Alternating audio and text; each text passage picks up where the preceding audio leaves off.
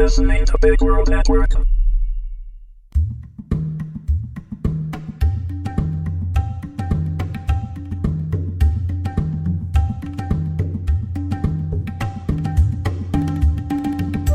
Phineas Frakture and the Princess of Atlantis, Episode 6, written by Joseph Gatch, read by Michael Young.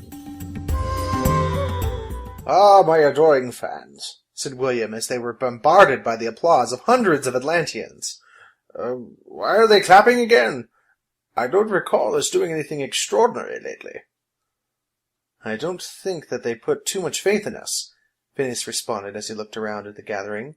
A sea of blue-green looked down at them as they were led onto a dais where the ministers waited. Several Atlantean maidens approached the pair and hung wreaths of colorful sea leaves and shells around Phineas's neck. However, as they approached William, they quickly shied and hurried away. "I'm going to start taking this personally real soon," William said into Phineas's ear. His friend responded by removing several of his wreaths and putting them around William's neck. "Better?" asked William with mock sarcasm. "Yes, much better." The ministers held up their hands for silence, and then as one the congregation went down on one knee and bowed their heads. "Now this is going too far," stated William, who then received an elbow in his side from Phineas as his attention was directed to Ashira entering the auditorium. "Oh." Reluctantly, they both joined the congregation's example. Although their nation was governed by an emperor, Americans still believed themselves to be equals and never kneeled, bowed, or otherwise to any official in their country. Being that these people were their only means of reaching the surface, however, they felt it wiser to do as the Romans did, or in this case, the Atlanteans. "Rise," Ashira said almost as quickly as the congregation had kneeled. "For too long we have been removed from our home by the insidious Kraken men. Though now we have been brought a sign of our imminent return in the form of our visitors and my Comtala, Phineas Frakture." The audience applauded, but was silenced by Ashira's hand. "We are not soldiers, but we will fight as one, under the direction of the surface dwellers, who are far more adept at killing than we, the peaceful Atlanteans." "Adept at killing? What did you tell them?" whispered William. "We never killed anything in our lives, except Fish-Face back there, but you did that. I don't know if I can do this." "Hopefully we won't have to do any killing. But if the time comes, just think of them as fish. Those things are more calamari than men," said Phineas. "Comtala, do you have any ideas for the return of our people?" asked Ashira. Phineas, suddenly put on the spot, hesitantly walked over to her. "Do you have a map of the city?" he asked. Ashira nodded to one of the ministers, who then flipped a switch on the wall. The fluorescence dimmed, and then several hundred pinpoints of light from above began dancing around the dais.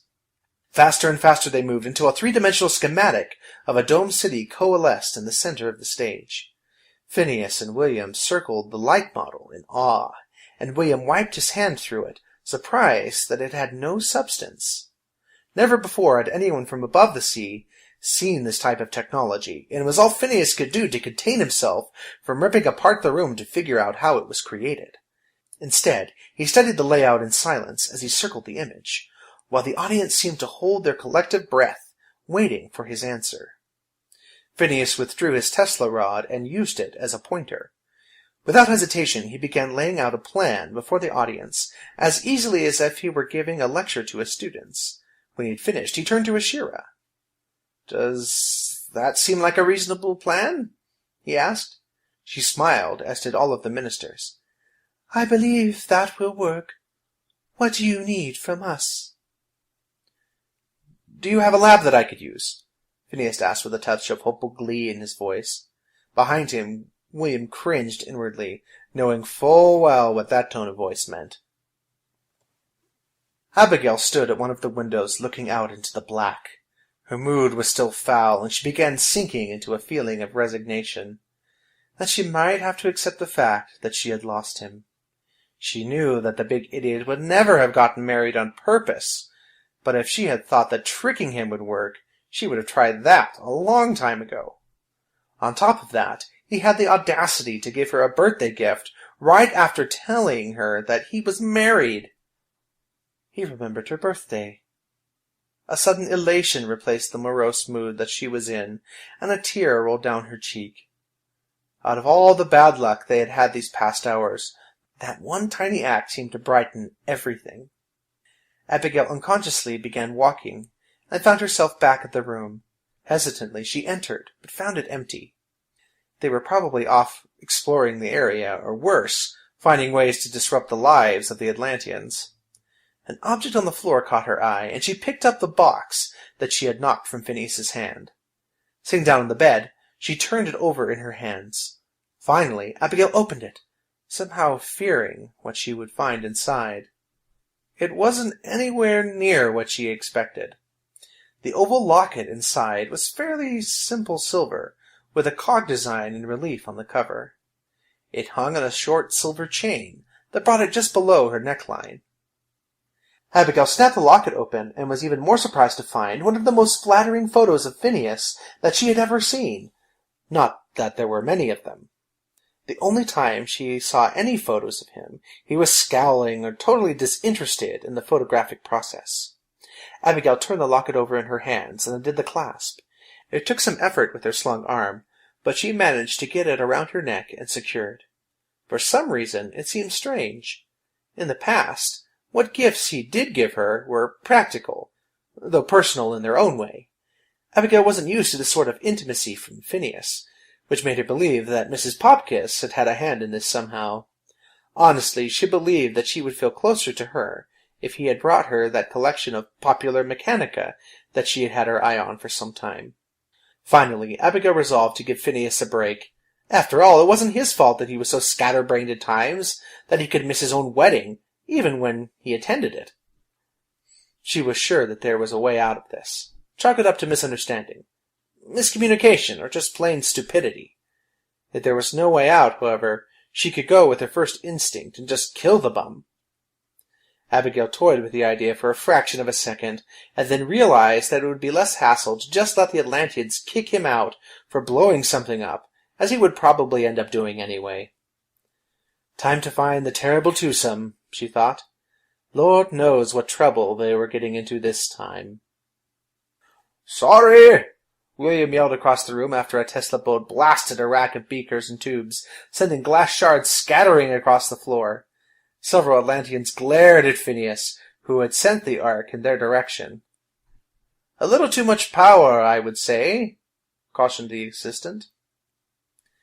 "I agree, though it might come in handy if there are larger mutations. Who knows what else is out there?" "Where do you think they came from?" asked William. "I have a hunch, but I don't want to jump to conclusions just yet. A more pressing concern is that we need to figure out how to build enough Tesla guns to arm all of these people, or at least a majority, so that we have an advantage," said Phineas. "We do have weapons, sir," said a voice from behind them. Phineas and William both turned to find Milo standing there, with a sheepish grin on his face. "Why haven't you used them, then?" Phineas asked. "We are a peaceful people, though we do have the need to hunt for food. It isn't in our nature to fight. We need to be led in that way." "By all means, then, show us what you have." They followed Milos through a couple of rooms until they entered one that had several rows of shelves. Milos picked a box off of one of the shelves and opened it. Expecting to see some sort of harpoon, Phineas was taken aback by the unusually delicate-looking pistol resting in the box. Milos took it out, turned a knob on the side of the gun, and fired it at a passing Atlantean. Several visible circular waves exited the barrel and struck the man, sending him into convulsions, and then he collapsed to the floor. Phineas and William both raised their eyebrows, looking from the man on the floor to Milos. "Oh, don't worry. He is all right. The stun setting is slightly more powerful in the air than in the water. He will sleep for an hour or two." The Atlantean handed the pistol to Phineas, and then dragged the sleeping man out of the way. Phineas turned the gun over in his hands, amazed at how light it was, and at the absence of moving parts. "An Atlantean ray gun," stated Phineas. "Remarkable." "Ugh, New toys, said William. How many weapons do you have here? Asked Phineas. At last inventory we had 782, replied Milos. Yes, a very peaceful people, Phineas said to William. It is not as peaceful as you would think down here, spoke up Milos. The sea creatures as far down will take anything as a meal, and we can't very well hunt food with just our bare hands. These weapons leave an absence of blood in the water that would otherwise attract more predators. Hunting parties go out in large numbers to bring back mass amounts of food at once, hence the number of weapons. Of course. Seems logical. Well, since we have all of these, then I see no reason to delay. If you would spread the word for everyone to get armed and to go to their vehicles, we can take back your city, said Phineas. As you wish. He began spreading the word, and soon the Atlanteans were arriving to collect their weapons. Phineas pulled 4 boxes from the shelves and handed them to William, then grabbed another one for himself. Should we take so many? Asked William. 2 for each of us. More than enough. And they have plenty to spare. True, and if 1 or 2 happens to find their way into your luggage at the end of all this? All in the name of science, of course. Of course, William smiled. The duo began walking back to their quarters to collect their things. Where did you come up with a plan like that anyway? The last I checked, you were totally against warfare. Desperate times, my friend. Perhaps plotting a strategy is no different than planning mechanical engineering. Every piece has its purpose, and it is all a matter of making the parts fit while working towards the common goal. I simply took the number of occupants in the hull, divided them amongst the likely targets and points of entry, taking into consideration the possibility of resistance that we would meet, and devised a plan from there. Simple. If you say so. Relax, it will be fine. You've been in enough scrapes in the last month to get you ready for this. But I don't remember any of them. As far as I know, I may not be that good of a fighter. When the time comes, just unleash the beast within. That's what I'm afraid of, Phineas.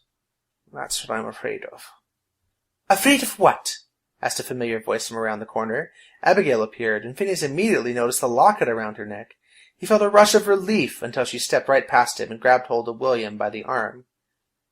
I'm afraid that we will be sushi before this is over. That's all. Look, he said, holding up the boxes. New toys. Before what's over? Abigail forced the issue. Well, said William, Phineas has declared war on the Kraken men.